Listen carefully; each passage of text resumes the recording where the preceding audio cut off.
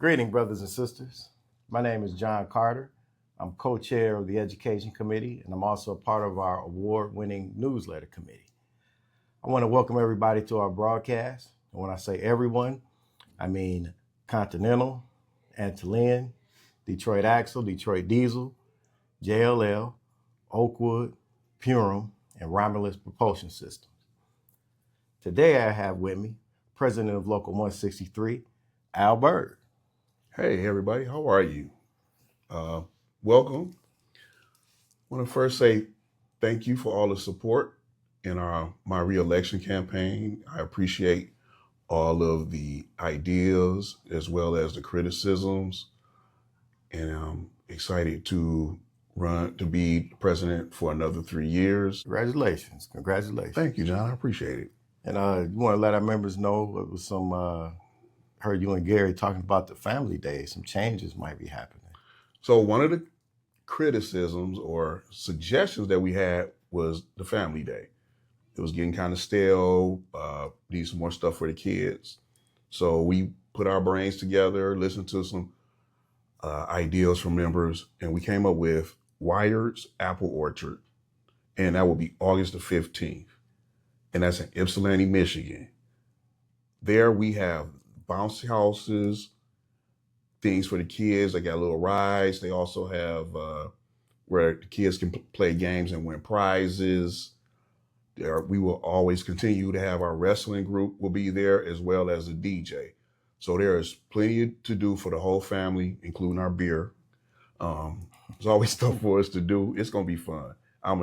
We're super excited to go somewhere different and be a part of like a fair type of environment. Now, is this the same venue that the Recreation Committee uses sometimes? Or is this a different one? No, it's a different one. Okay. It was something we found that I think Gary was the most familiar with it. And we went out, we toured the facility, saw all of the different activities that are available for all of us, including retirees. There is parking for everyone so that people who are mobilely challenged won't have a problem. So we checked all the boxes to cover our whole membership. We'll get you the address before the end of this podcast. All right. So Al and I were having some conversations during elections, how the elections went, things of that nature.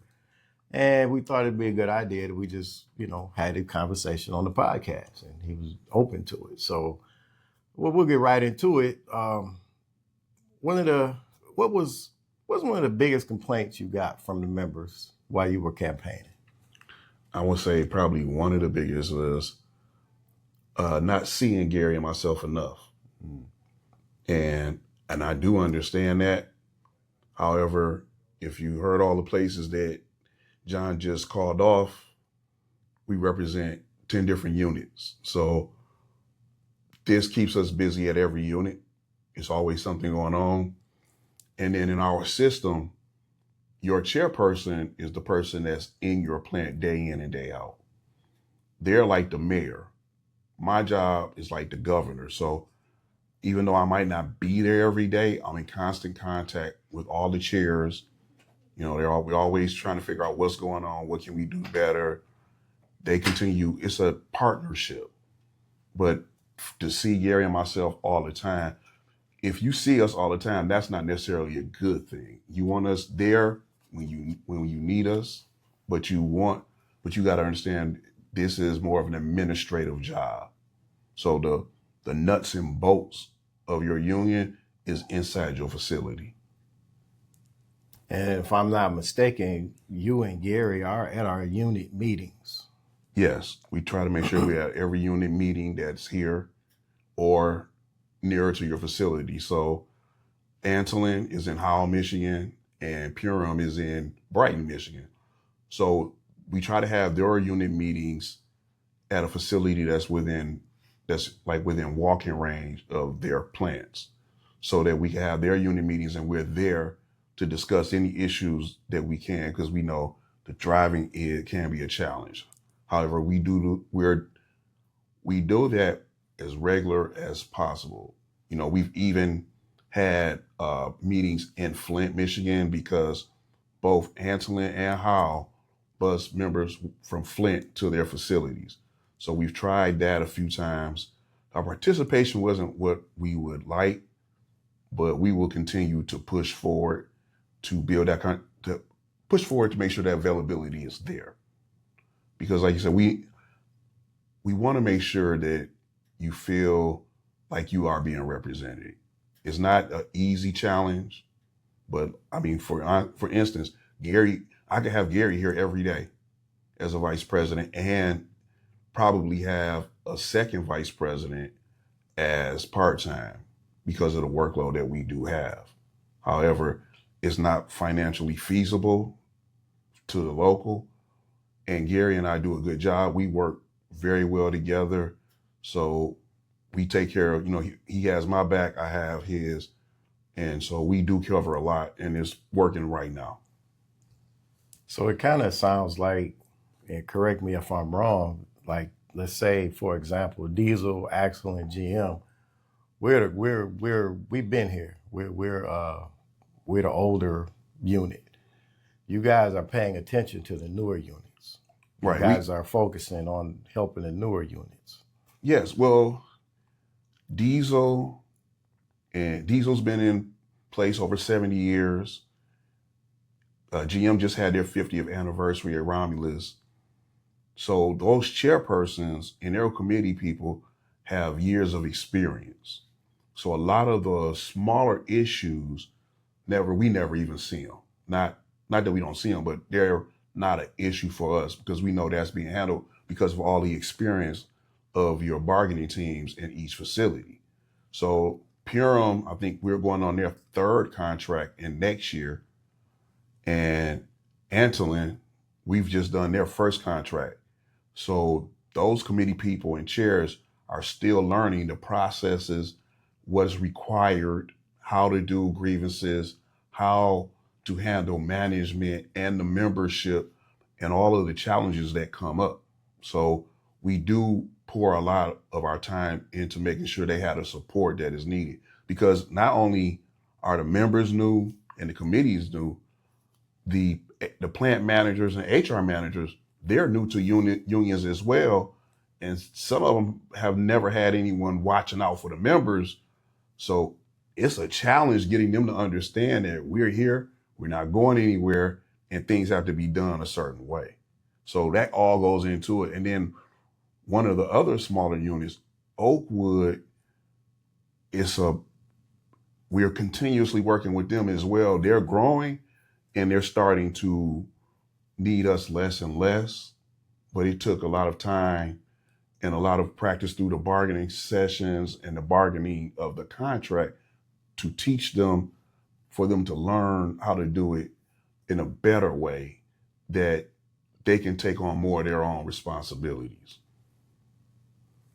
All right. And as far as people seeing you and Gary, you guys, like we said, you're the president of Local 163. You're not the president of General Motors, Diesel, Axle, and those companies. Right. So if we come to the unit meetings, we will definitely see you or Gary for sure. For sure. And if you come to any of the extracurricular events, we're here. We're here most days, day-to-day, in the day-to-day workings of the local. So, and if you need something and you need us to be here, give us a call. We have an open door policy. Say, hey, I need you here, or I need to meet sometime soon about a pressing issue. But understand, if it's something in the grievance procedure, we will send you back to your committee person and your chairperson before we get involved. Now, that's not to say that we won't call on your behalf and follow up to make sure, things are correct. But it's a process, and that process is built for a reason. So we're here for you. Absolutely. If you need to come talk to us, yell at us, even cry, we here for that, because we represent the membership and we want to make sure we take care of the whole member. And so members that may want to be active but don't know how to get active, don't know where to start? What is your advice for them? That's always a tough one, but call here at the hall, tell us what you're interested in, and then we will point you in the right direction with the chairperson of that committee. People, we get the phone calls, but when it comes time to follow up or the second phone call, that's where it seems like we have a disconnect.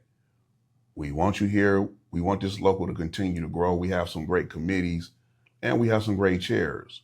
So this doesn't work without our members. We get calls from people who need help and we give them the direction that the chairs have, the chairpersons of each committee, to help whatever that case may be. So there is an opportunity. We still need to strengthen some of our committees. And now that we have Luca is coming on as a new committee due to the Constitutional Convention delegates who voted for it. And I want to say thank you for all our delegates who came and gave her their time and their efforts to represent our local. Our local was very well represented at the Constitutional Convention. That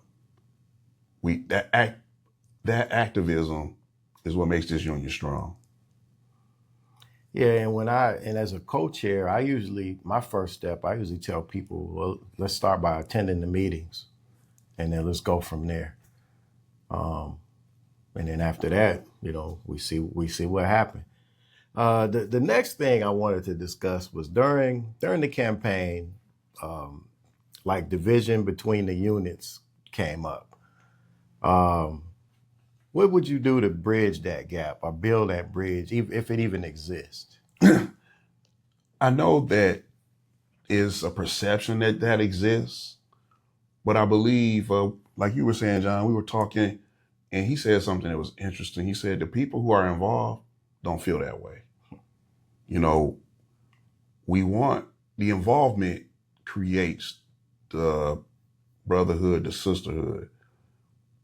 We, at the chairman level, at the executive board, if you were here, we are one huge family. Yeah, I was at 2 executive board meetings ago. I was just sitting and I sparked a conversation and it just ran across the executive board. And, it's a family. Hey, I'm going to call you and talk to you about this. Oh, I didn't know you had that problem. So here's how we handle it. Because us is the power, not me, not Gary, not John. It's us. And so we want to grow that sisterhood, that brotherhood, that family relationship. But it's required for people to come. If you're here at this local, if you're here trying to help, you won't know anything about a division, because Gary and myself, we go out of our way to make sure everybody is included. And I want to say a thank you to Cleo. So Cleo and the GM committee at our last meeting at Black Lake, we were at Black Lake for Officers Day. We threw like a small barbecue on the beach.